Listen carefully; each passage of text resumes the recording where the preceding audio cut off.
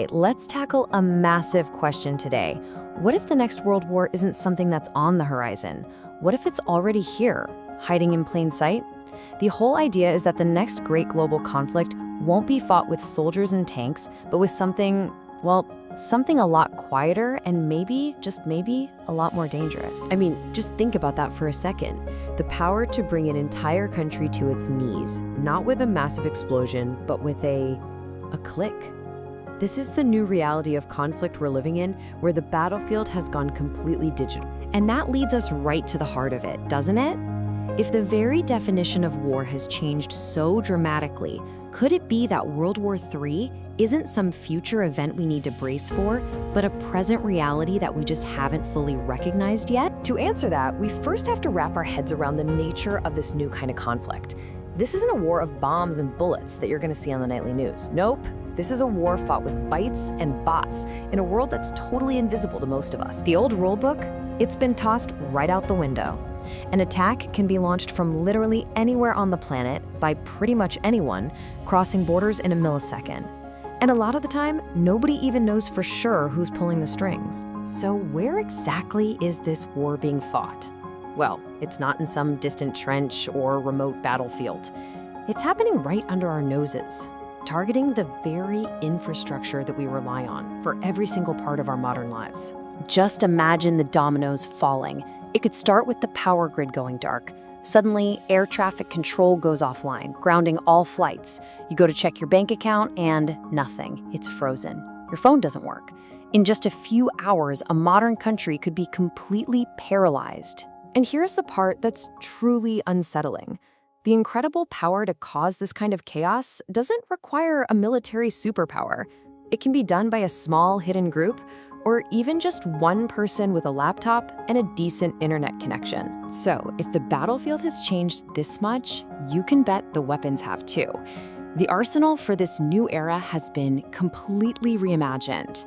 We're not talking about steel and explosives anymore. We're talking about lines of code, artificial intelligence, and the weaponization of information itself. You've probably heard this famous warning from Einstein.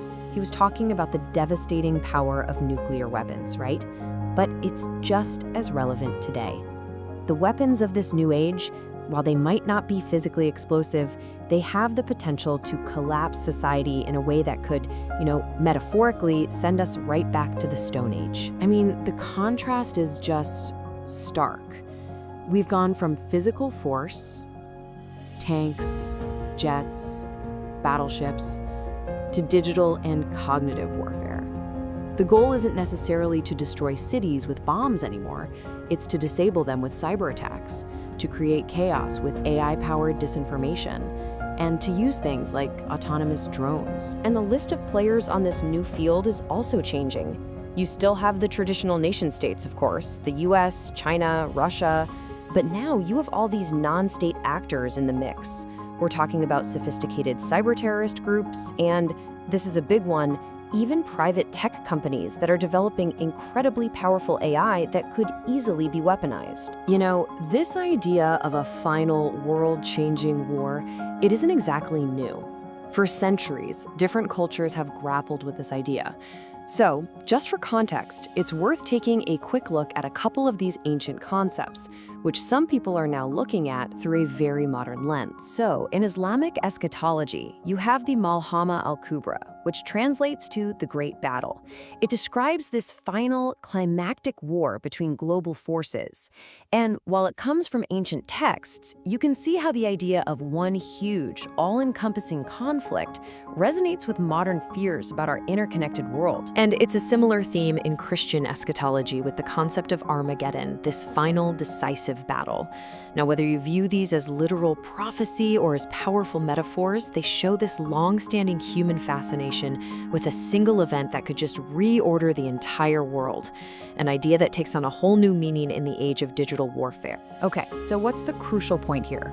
Regardless of whether these conflicts are foretold in ancient texts or are just the inevitable results of our technology and politics, how do we, you and I, navigate this new reality? The focus really shifts from national defense to personal and community resilience. So what can we actually do to be ready? Well, first, it starts with information. educate yourself so you can see past the propaganda. Second, protect your digital life. It's your new front door. Third, the practical stuff. You have some basic emergency supplies ready for disruptions. But it's also psychological. That means staying neutral, thinking critically instead of just reacting. And finally, strengthen your local community ties.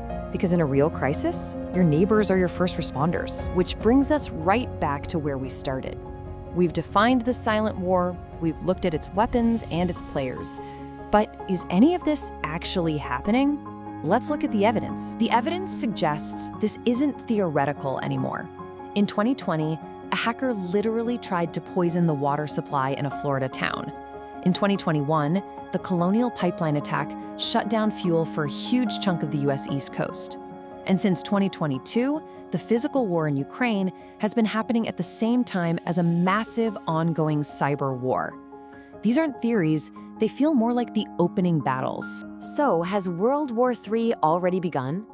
You know, maybe asking for a simple yes or no just misses the point. The ancient strategist Sun Tzu said, "In the midst of chaos, there is also opportunity." Understanding this new kind of battlefield gives us an opportunity, the power to be aware, to be prepared, and to think for ourselves. The only question left is, what will we do with that knowledge?